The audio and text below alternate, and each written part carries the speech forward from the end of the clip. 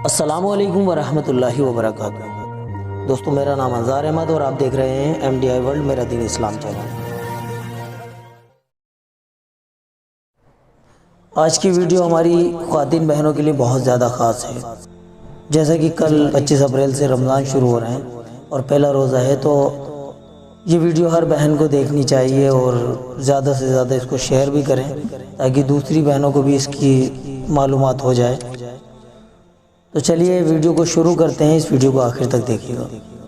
آج ہم آپ کے سامنے حیض اور نفاس سے متعلق شرعی احکام بیان کریں گے انشاءاللہ۔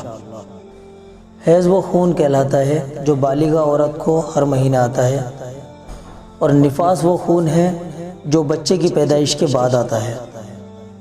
یہ دونوں خون کتنے دن تک آئیں گے یہ متعین نہیں ہے، بلکہ ہر ایک عورت کی ایک متعین فکس عادت ہوتی ہے اور اسی عادت کے مطابق وہ آتا ہے اور بند ہو جاتا ہے۔ حالت حیض و نفاس میں عورت شرعاً ناپاک ہو جاتی ہے۔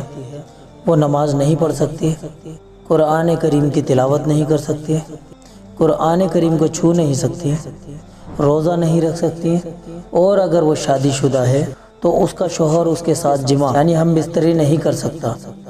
وہ مسجد میں داخل نہیں ہو سکتی۔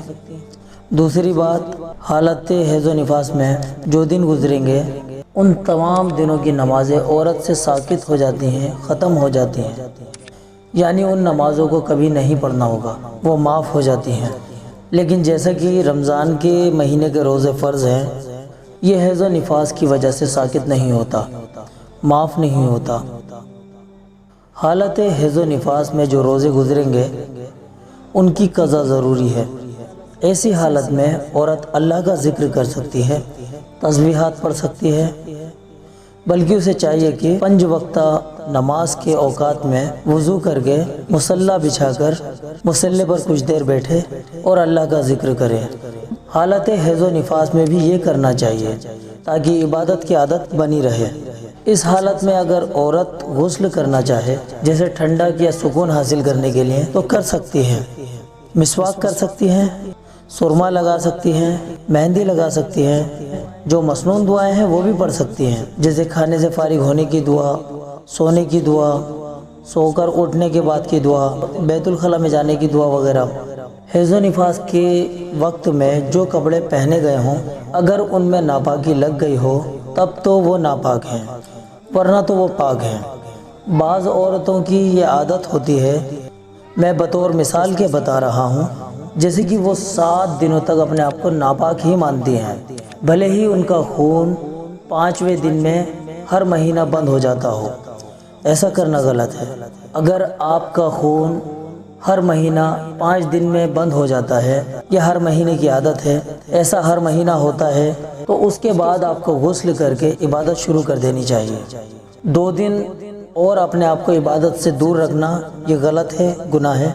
ان دونوں دنوں کی نمازیں آپ کے اوپر فرض ہیں، لہٰذا عادت کے مطابق ہی عمل کرنا چاہیے۔ اگر 5 دن کی عادت ہو تو 5 دن ہی آپ ناپاک ہیں، اس کے بعد میں غسل کر کے آپ کو نماز پڑھنا چاہیے۔ امید کرتے ہیں کہ یہ ویڈیو ہماری تمام بہنوں کے لیے فائدہ مند ثابت ہوئی ہوگی۔ اپنی بہنوں سے التجا کرتے ہیں کہ اگر آپ کو اس ویڈیو سے ذرا بھی نالج حاصل ہوئی ہو تو اپنے پاس تک اس ویڈیو کو بالکل بھی نہ رکھیں، اور تمام بہنوں کو بھی اس کو آگے زیادہ سے زیادہ شیئر کریں تاکہ دوسری بہنوں کو بھی اس کی نالج مل سکے۔ ویڈیو پسند آئی ہو تو لائک ضرور کریں۔ چینل پر اگر آپ نئے آئے ہیں تو سبسکرائب کر لیجئے، بیل آئیکن پر کلک کر کے آل نوٹیفیکیشن والا آپشن بھی سلیکٹ کر لیجئے تاکہ آپ کو اسی طرح کی ویڈیو کی نوٹیفیکیشن ملتی رہے۔ اگر آپ نے تراویح پڑھنے کا طریقہ نہیں جانا ہے تو وہ ویڈیو ہم بنا چکے ہیں۔ 5 وقت کی نماز کس طرح سے پڑھی جاتی ہے وہ ویڈیو بھی ہمارے چینل پر موجود ہے، اور نماز سے ریلیٹڈ تمام ویڈیو ہمارے چینل پر موجود ہیں۔ آپ چاہیں تو ہمارے چینل پر وزٹ کیجئے یا اس ویڈیو کی ڈسکرپشن میں جا کے سبھی ویڈیو کے لنک آپ کو مل جائیں گے اور وہ آپ دیکھ سکتے ہیں۔ چلیے ملتے ہیں اگلی ویڈیو میں، تب تک کے لیے دعاؤں میں یاد رکھیے۔ السلام علیکم ورحمۃ اللہ وبرکاتہ۔